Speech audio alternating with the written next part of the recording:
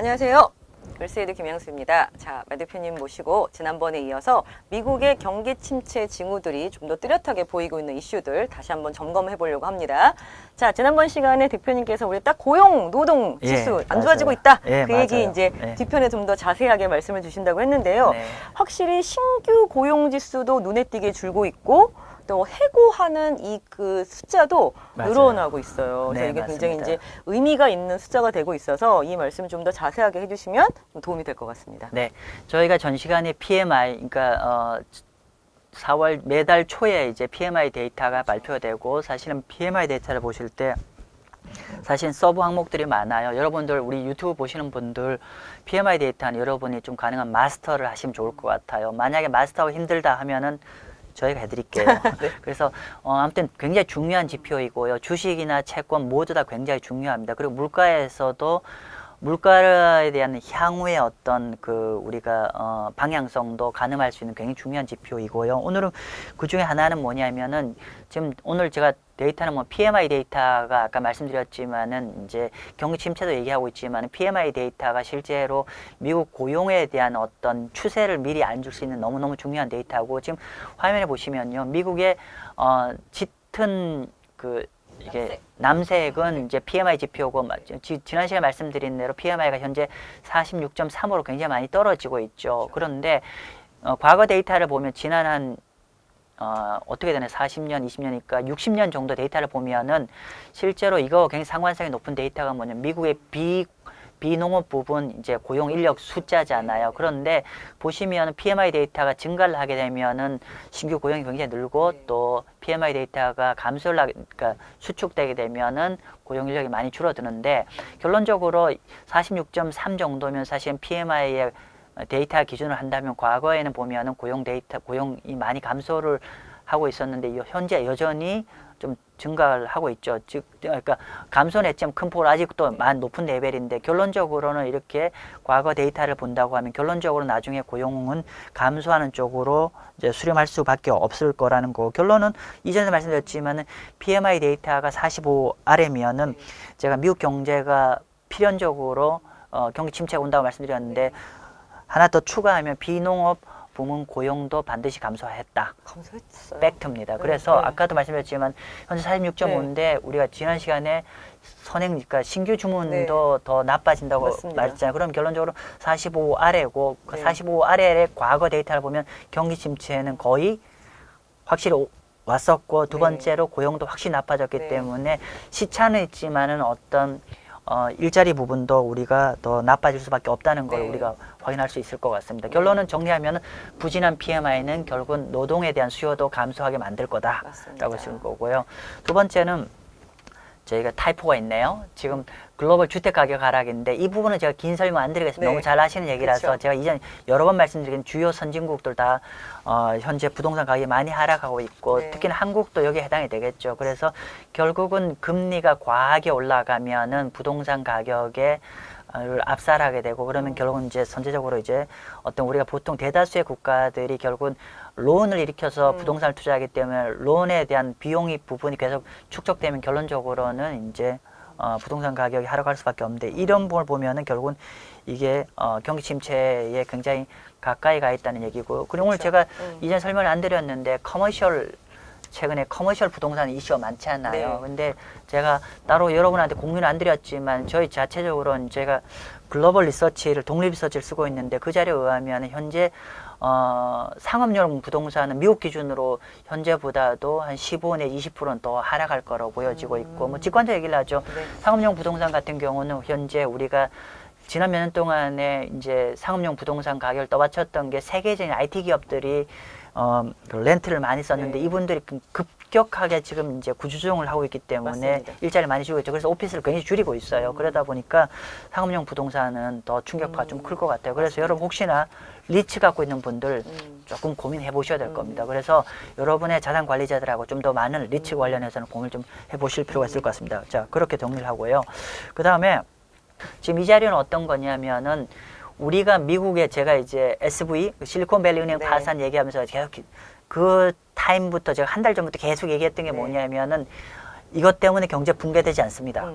근데 중요한 거는 이게 붕괴가 되지 않는데 이 이벤트가 어떠한 인플리케이션, 경제 시사점을 주냐가 제일 중요하다고 말씀드렸는데 제가 계속 말씀드린 요체는 뭐냐면 이런 여러 가지 우리가 시스템 위기가 발생을 하게 되면 결국은 이제 여러 가지 안정체를 해서 이제 시스템 위기는 안정화시키는데 결과적으로 세상에 공짜가 없잖아요. 그쵸. 예를 들면은 어떤 그런 돈을 투입하는 대가에 정부에서 요구하는 건 뭐냐면 너희 은행 잘 비즈니스에 잘 관리해, 부실 채권 잘 관리해, 뭐 네. 이거잖아요. 그러면 결론적으로 이렇게 되면은 부실 채권을 잘 관리하라는 얘기는 뭐냐면 기업과 개인들이 돈을 조달하기 어려워진다는 얘기가 되는 그쵸. 거죠. 특히나 기업들이. 자, 그래서 지금 어떤 얘기를 하냐면은 이 여기에서는 여러 가지를 얘기할 수 있는데 지금 보면은 미국 경제가 나빠질 수밖에 없다는 얘기에 대한 메시지를 하고 싶은데 그 연결고리 조금 전에 말씀드린 대로 현재 미국 경제가 그렇게 안 나빠질 거라고 얘기하시는 분들의 가장 큰 논거는 뭐냐면 실업률이 아직 크게 안 들고 그렇죠. 있고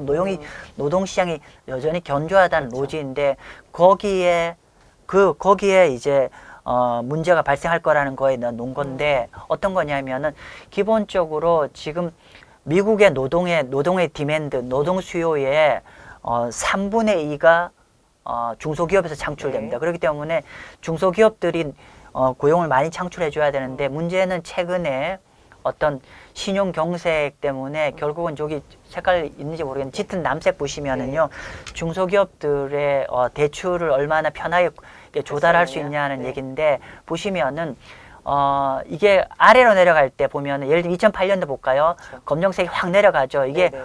왼편 스케일을 보셔야 되는데 론 어빌리티가 14, 마이너스 14, 15까지 떨어졌잖아요. 이렇게 되니까 그렇죠. 지금 오른편 스케일이 네. 뭐냐면 옅은 파란 색깔이 이니셜 잡클램레스라고 해서 아래로 갈수록 실직자가 많아진다는 얘기고 위로 갈수록 실직자가 적다는 얘기거든요. 즉 중소기업의 론 조달이 어려워지면 그만큼 실직자가 많아지는 거고 네. 반면 2009년부터 쭉 보시면 론 어빌리티가 쭉 올라갔죠. 그러니까 중소기업들이 대출을 활용하기 쉬워지면은 실직자 수가 쫙 줄어들죠. 근데 최근에 이제 급격하게 론 어빌리티, 중소기업 론 어빌리티가 꺾여 내려가고 있어요. 그런데 현재 아직도 미국의 고용 여건인 초기 실업성 청구권은 아직도 크게 늘고 있지 않죠. 즉 아직 노는 사람이 많지 않다는 얘기인데 그런데 이 추세가 더 내려가면 어쩔 수 없이 어떻게 수렴한다? 실직자 수가 늘어간다. 이렇게 수렴할 수 있는데 따라서 중소기업들이 대출 저희가 보기에는 앞으로 크레딧이 더 타이트해질 거고 그럼 중소기업들이 비즈니스가 어려워질 거 중소기업 비즈니스가 어려워지면 결국은 고용을 줄일 수밖에 없을 것이고 그러면 결론적으로 미국의 노동수의 절대사주하는 중소기업이 그렇기 때문에 결국은 이제 미국 노동 여건들이 어려워질 거다. 이렇게 보는 논조고요. 자, 여러분 한 가지 더 팁을 좀 드리면은 크레딧 크런치, 신용 경색이라고 하는 거에 대한 어떤 그 경계 라인은 지금 보면 어떻게 보셔야 되냐면은 론 어빌리티가 마이너스 10이 넘어가면은 거의 확실히 신용 경색이 간다고 보셔야 될 것 같습니다. 자, 요거 5월 달에 발표됩니다. 꼭 모니터링 하십시오. 근데 큰 그림에서는 그 방향으로 갈 것 같습니다. 그래서 결론은 실업자가 더 늘 것 같습니다. 중소기업이 지금 안 좋아지면서 실업이 증가하는 요인도 있지만 이번에 발표된 고용 레포트를 보니까요. 빅테크 기업에서도 상당히 많이 감원을 했더라고요. 그래서 지표가 확 늘어났거든요. 그러니까 전년 동기 대비 지금 이 해고 수가 거의 한 4배 인원이 늘었던 걸로 지금 발표가 되고 있어서 이게 중소기업, 빅테크 기업까지 좀 빠르게 고용 지표가 좀 안 좋아지고 있는 게 아닌가라는 걱정이 좀 되게 되네요. 맞습니다. 그 부분도 있고 지금 제가 말씀 계속 좀 드리는 건 뭐냐면은 우리가 현상을 갖고 우리가 이게 실업률이 늘었네요라는 것들을 보는 것도 있는데 여러분은 조금은 이 현상이 발생되는 결과물이 발생되는 원인을 잘 찾아보시고 원인이 사실 어떻게 보면은 신용 경색 부분이 발생하면 반드시 실질적으로 늘게 되어 있거든요. 그렇기 때문에 신용 경색이 되고 있는지를 계속 모니터링이 좀 중요할 것 같은데 저희 채널과 같이 하시면 그 부분 공유해 드리겠습니다. 그러니까요. 일단 5월 기억하시고 저희가 계속 모니터링 해드리도록 하겠습니다. 자, 그리고 미국 얘기할 때 또 중요한 게 미국의 가장 좀 중요한 파트너 중에 하나가 유럽이죠. 그렇죠. 유럽인데 유럽이 조금 심상치 않습니다. 어떤 얘기냐면은 유럽의 지금 이 데이터는 뭐냐면 유럽은행들의 대출이 감소를 하고 있어요. 유럽은행이 대출을 감소하고 있는데 지금 보면 최근 3개월 연속으로 유로존의 대출이 감소를 하고 있죠. 밑에 좀 빨간 색깔이 있는데 빨간 색깔이 유로존 대출이 감소하고 있다는 얘기고 과거에도 몇 차례 이렇게 대출이 감소한 적이 있는데 어떤 적이 있냐면은 자, 그림 자세히 보시면 네. 2009년에 그쵸. 글로벌 금융위기 때 감소했고요. 네. 그 다음에 2011년에 유로존의 부채위기 때 맞아요. 감소했고 네. 또 최근에 언제냐면 2000년에 코비드 때. 일 때 네. 감소를 했어요. 네. 그런데 현재는 유로존에 그렇게 뭐 큰 이벤트가 없는 상황인데 불구하고 대출이 감소하고 있다는 건 아주 이례적입니다. 자, 그런데 문제는 뭐냐면은 네. 유로존이 전 세계 뭐 2위, 3위권 제가 아직 최근 확인을 못했는데 아무튼 2, 3위권의 경제 네. 존이잖아요. 네. 그런데 유럽은 다른 미국 경제가 굉장히 좀 차이가 있는 게 뭐냐면 유럽은 미국 같은 경우는 투자은행들 그러니까 즉 기업들이 자금 조달할 때 여러 가지 투자 부문 그러니까 예를 들면 인베스트먼트 뱅크를 활용해서 여러 가지 펀딩을 받거나 이런 게 해서 자금 조달이 맞는데 유럽 경제는 14조 달러인데 재밌는 건 유럽은 미국과 완전히 다른 게 뭐냐면은 전체 경제의 85%가 은행 대출에 의존합니다. 즉 네네. 상대적으로 대출이 수축한다는 거는 유럽 경제에 굉장히 큰 영향을 준다는 거죠. 따라서 이렇게 유럽 은행들이 론을 줄인다는 거는 유럽의 자금 조달이 안 기업들이 된다는 그렇죠. 거네요. 그런 거기 네. 때문에 결국은 이제 미국과 유럽은 연동이 되어 있기 그쵸. 때문에 그 부분도 사실 미국 경제에 본격적으로 좀 어려움이 있을 거라 보여지고 있고요. 마지막으로 아까 말씀 주신 대로 네. 그 잡 오프닝 얘기입니다. 잡 오프닝인데 최근에 이게 연준과 미국의 잡 오프닝 얘기인데요. 한때 이제 그 잡 오프닝이 보시면은 1200만 정도 됐는데 최근에 한 200만 정도에서 1000만 정도 수준 좀 많이 떨어지고 있죠. 그래서 결론은 연준 그래프와 같이 보여드리고 있었는데 결국은 연준이 이렇게 경제 브레이크를 꽉 올리니까 이제 신규 일자리가 줄어든다. 아마 이미 왜 줄어들었고 앞으로 어떻게 할지는 우리 이미 다 설명 다 드렸어요. 결론은 이렇게 신규 일자리가 감소를 하게 되면 결국 노동시장이 약화되고 그러면 결국은 연준 금리는 시차는 있겠지만 결국은 이제 금리 인하를 할 수밖에 없지 않겠냐는 얘기고 이렇게 보면은 결국은 저희가 보기에는 향후 6개월에서 12개월 안에 장단기 금리가 아직도 역전되어 있지만 이게 본격적으로 위로 올 것 같습니다. 그럼 무슨 말이냐? 계속 말씀드린 이렇게 위로 올라가는 거는 단기 금리는 내려오고 장기 금리는 생각한 만큼 안 내려간다는 뜻이잖아요. 그럼 왜 그러냐면은 단기 금리는 기본적으로 연준 금리에 연동이 되어 있기 때문에 연준이 금리가 내릴 것 같으면 단기 금리 내려오고 장기 금리는 아무래도 인플레이션이 아직 천천히 내려오기 때문에 그게 이미 많이 내려왔고 또 천천히 내려가면 아마 단기 금리가 더 빨리 내려갈 것 같습니다. 그래서 결론적으로는 이제 이렇게 본다고 하면 이제 여기서 오늘 제가 이 시간에 말씀 못 드리는데요. 많은 유튜버들이 주식 관련 유튜버들이 연준 금리가 내려가면 주식이 좋을 거라고 얘기를 하는데 저는 반대 의견입니다. 즉 앞으로 경기가 안 좋아서 연준 금리가 내려가면요 주식에는 부정적 뉴스입니다. 제가 이건 다음에 한번 시간 내서 자세히 말씀드리겠는데 우리 일반 주식 관련된 유튜버들 이렇게 말씀드리죠. 자 우리가 여러 가지 이슈들 때문에 금리 못 올릴 거고 그렇게 되면은 패드 피고 빨리 올 거고 그러면 QT가에서 QE가 될 것이고 그러면 이 모든 것들이 주식에는 굿뉴스지 않겠냐는데 그거는 경기 침체가 안 올 때는 굿뉴스가 많은데 경기 침체가 오면은 그 로직 틀립니다. 그래서 그건 나중에 추가로 말씀을 드릴 거고요. 어쨌건 간에 지금 제가 쭉 한 2회차에 걸쳐서 해서 최근에 경기 침체 가능성이 높아졌다는데 지금 이거 보시면요. 이거는 지난 거의 한 100년 정도의 경기 침체일 때 S&P 500의 퍼포먼스입니다. 그렇죠. 결론 깨집니다. 그래서 역사적으로 경기 침체는 주식에 부정적이라는 거를 다시 한번 검증해 드리는 거고요. 그 특히나 경기 침체 10번 중에서 8번은 S&P 500 고점 대비 20% 이상 하락했습니다. 네. 그래서 만약 이렇게 되면은 지금 4천인가요? 4천선은 무너지고 한참 좀 더 내려갈 것 같습니다. 그래서 여러분 설령 그렇게 안 된다고 하더라도 지금은 우리가 주식 경기 침체가 임박한 국면에서는 주식 관련해서 리스크 관리를 해야 되고 오히려 이 경기 침체일 때 우리가 편안한 투자 오히려 수혜를 볼 수 있는 채권 특히나 국채를 여러분이 꼭 포트폴리오에 넣어서 자산 관리를 하기를 좀 권해드립니다. 사실 작년에도 S&P 500이 고점 대비 마이너스 20% 폭락했거든요, 대표님. 네. 사실 그래도 올해 또 이 4천을 또 고점으로 보고 마이너스 20일 폭락한다고 얘기하면 사실 뭐 저도 주식을 굉장히 많이 가지고 있기 때문에 마음이 아파요. 네. 하지만 너무 속상하지만 그래도 저희는 대안이 필요하고요. 반드시 이 자산에는 포트폴리오 해지할 수 있는 자산이 필요하기 때문에 이 국채가 굉장히 좋은 대안이 될 수 있다고 저희 마 대표님께서 말씀을 계속 주고 계시는 거고요.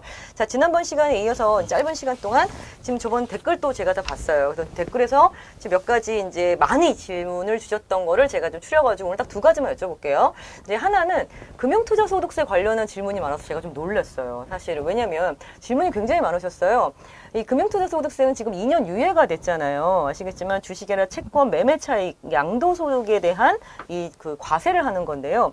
지금까지는 이자 배당 소득세만 내셨다면 앞으로는 채권이나 주식을 매매할 때 생기는 차익에 대해서 20%로 과세하겠다는 세금 이름이 금융투자소득세 아닙니까?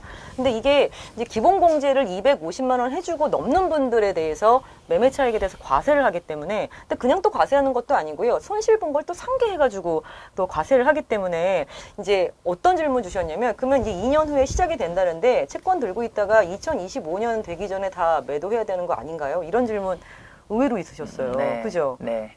그래서 사실은 저는 이 세금 부분보다는 더 얻어갈 수 있는 수익에 포커스를 좀 맞추시는 게 어떨까라는 생각을 좀 했어요. 제 생각이 맞습니까? 예, 방금 대표님이 네. 얘기했던 그러니까 이미 정답을 주셨고, 실제로 유튜브 구독하시는 분들 사실은 우리 김양수 대표가 오히려 이런 건 저보다 더 세금은 더 전문가세요. 그래서 필요하시면 한번 찾아뵈서 될 것 같고요. 아무튼 대표님 말씀대로 실제로 적어도 너무 세금에 대한 포커스보다는 결국은 여러분의 투자의 파이를 키우는데 좀 더 포커스 하시는 게 도움이 되실 것 같습니다. 그렇죠. 네. 저도 그렇게 생각하고요.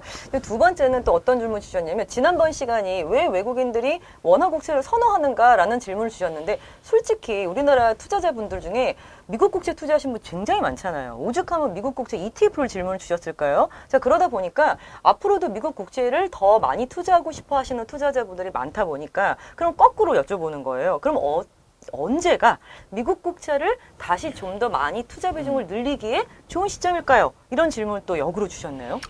네, 그냥 100% 제 개인적인 얘기입니다. 정답은 없는 거고 투자 상품에서 물론 또 제가 또 생각이, 그러니까 시장이 계속 바뀌면 또 여건이 바뀌면 또 제가 말씀드린 게 또 달라질 수 있을 것 그렇죠. 같은데, 적어도 현재에서 제가 바라보는 관점에서 말씀을 드리면은 저는 지금 레벨에서는 미국 국채를 투자하기를 권하지 않습니다. 즉 현재 국채 금리가 제가 확인해 보니까 3.3, 네. 10년짜리 3.3 정도인데요. 생각보다 현재에서 만약에 미국 국채를 들어간다고 했을 때 먹을 룸은 많지를 않을 거예요. 그래서 저는 여러분 좀 어떤 레인지를 딱 설명드리기 좀 어렵지만은 지금은 아니다. 좀 기다렸다가 하는 걸 좀 추천드립니다. 그렇죠. 네. 아마 계속 보고 계시면 좋은 시기를 마 대표님께서 또 얘기를 계속 해주실 거라고 저도 믿어 의심치 않고. 네, 제가 그거만 그죠? 하나만 동안 애들 네. 하면 추가를 하자면은, 지금 미국 같은 경우는 보통 이제 뭐 제가 여러 번 잘 말씀드렸지만 정책 금리와 시장 금리를 비교했을 때 보통 시장 금리가 정책 금리 가는 방향을 먼저 선제적으로 가는데, 문제는 미국은 시장 금리가 정책 금리보다 너무 멀리 가 있다는 맞아, 거죠. 많이 그래서 내려와 있어. 네. 현재 정책 금리가 5.0인데 시장 금리가 3.3 정도면 거의 150bp 네. 가상 가 있게, 만에 하나 아마도 이제 5월 초에 0.25로 올릴 것 같은데, 그러면 터미널 레이트가 5.25 정도 되는데, 그렇죠. 그러면 거의 200%의 네. 200bp 육박한 거기 때문에 오히려 지금 잘못 들어가면 뭐 표현이 그렇습니다만 물리십니다. 그래서 항상 여러분 판단하실 때 투자하고자 하는 나라의 정책 금리와 현재 투자하고자 하는 시장 금리가 얼만큼 좀 멀리 좀 가 있는지를 좀 체크하고 투자하시는 게 필요해서, 그런 관점에서는 한국 채권은 상대적으로 그런 관점에서는 굉장히 좀 여유가 있죠. 여유가 그렇죠? 있고 매력적이라는 네, 뜻입니다. 그렇죠. 그래서 더 매력적인 것을 좀 말씀해 주셨기 때문에 그런 점을 좀 참고해 주시면 좋을 것 같고요. 자, 오늘 이 시간 여기서 마무리하고 다음 시간에 더 좋은 주제로 인사드리도록 하겠습니다. 감사합니다. 네, 감사합니다.